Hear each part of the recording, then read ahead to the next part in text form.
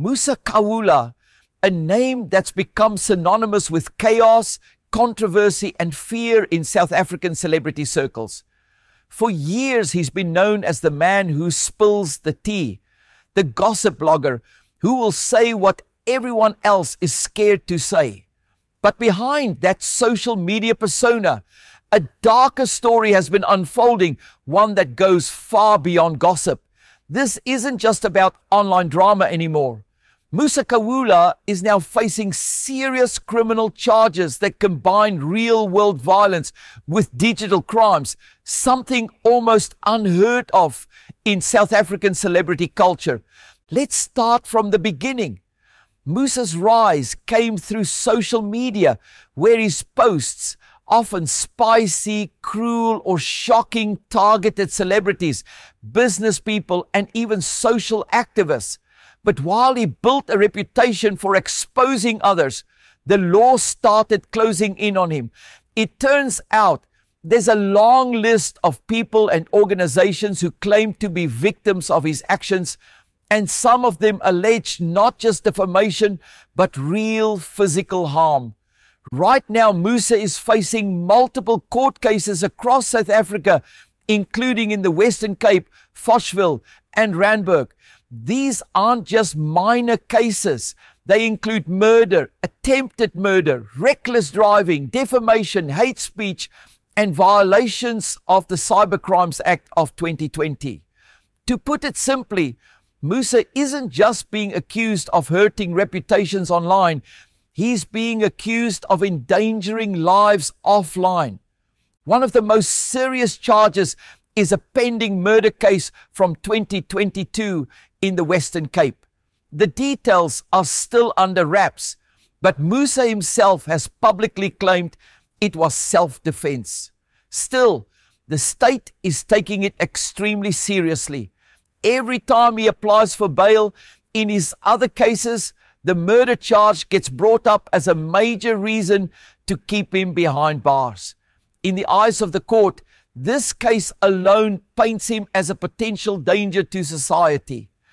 Then there's the attempted murder case from February 2021, known as the Mponeng mine incident. According to reports, Musa was involved in a bizarre and violent encounter near the mine.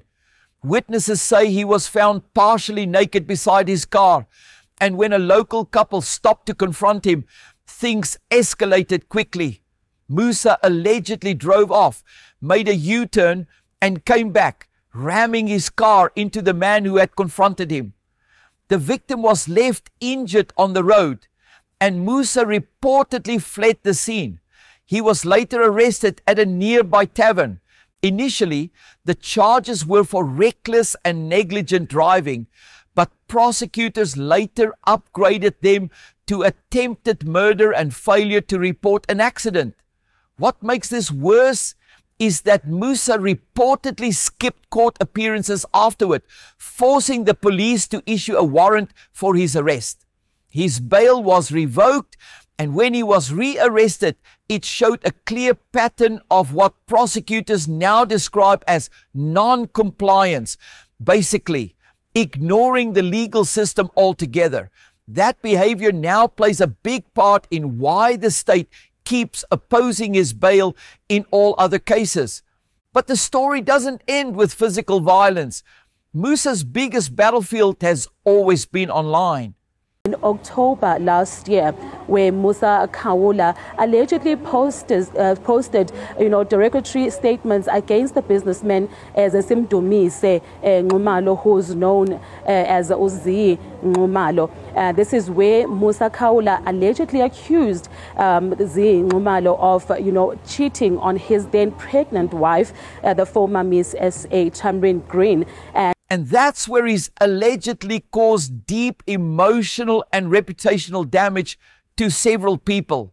One of them is businessman Zi Nxumalo, who's married to former Miss South Africa, Tamrin Green. Musa publicly accused Nxumalo of cheating on his wife while she was pregnant, and even claimed Nxumalo tried to silence him by sending fake e-wallet payments. Those posts exploded across social media, but Nxumalo didn't take it lightly. He went straight to court.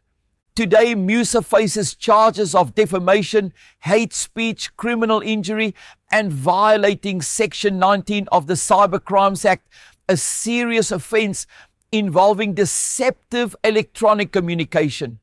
Prosecutors say Musa's posts were intentionally crafted to injure the dignity of Nxumalo.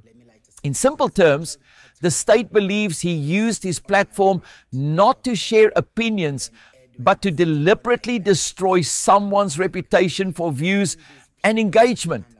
And then there's the case of Women for Change, a well-known non-profit that fights against gender-based violence in South Africa. Musa allegedly went after their founder, Sabrina Walter, claiming she was laundering money from the organization. His posts not only attacked her character, but also carried xenophobic undertones, emphasizing that she's German-born. The result? Real damage. Women for Change had to slow down their advocacy work and focus on protecting their staff from online harassment and threats. What was once a movement helping victims of abuse had to redirect energy toward defending itself, all because of Musa's posts. This pattern of destruction didn't stop there. Musa also made headlines for leaking a private explicit video of radio personality Lulu Cafe. The backlash was massive. Social media users were outraged, and even Twitter itself suspended Musa's account, acknowledging that he had crossed serious lines of privacy and decency. Then there's the infamous altercation with TV personality Moshe Ndiki. After a physical fight reportedly broke out between them, Musa quickly went online claiming to be the victim and even filed a lawsuit against Moshe. Many saw it as another example of Musa using legal tactics to control the narrative, playing the victim while fueling the controversy that keeps him relevant. All of these incidents paint a disturbing picture.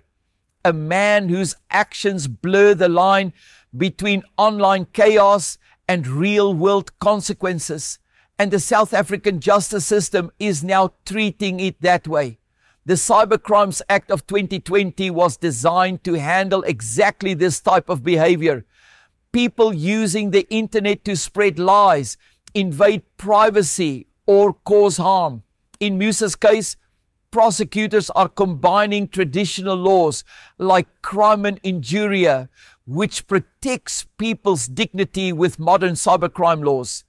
Together, they're testing whether digital harm should carry the same weight as physical violence. But what makes Musa's legal troubles even more complicated is geography. His cases are scattered across the country, from Randburg to Fochville to the Western Cape, forcing him to appear in different courts for different charges. And with his past failures to appear, every missed date adds fuel to the state's argument that he can't be trusted with bail. Beyond the courtroom, the social impact of Musa's actions runs deep. His attacks on activists like Women for Change aren't just personal. They weaken the country's fight against gender-based violence by spreading doubt and division. His doxing and bullying have shown how one person with a platform can weaponize the internet to intimidate, humiliate, and silence others. And his reckless behavior off-screen has turned what started as gossip into a matter of public safety. What's happening to Musa Khawula right now could become a landmark moment for South Africa's digital laws. If convicted, it would send a clear message that online actions have real consequences, and that using social media as a weapon won't protect anyone from accountability. At the end of the day, Musa Khawula's story isn't just about one man's downfall.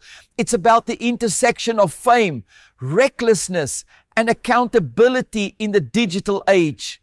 He's accused of crimes that span both the virtual and physical worlds, from alleged murder to defamation and hate speech. And while his supporters see him as a truth teller who exposes celebrity hypocrisy, the court sees something else entirely. A repeat offender whose words and actions may have caused irreversible harm. Whatever happens next, one thing is certain. The era of hiding behind "it's just gossip" might be coming to an end, because in 2025, the line between online and real life has officially been erased. Thank you for watching. Please don't forget to comment. Let us know what you think and subscribe to our channel.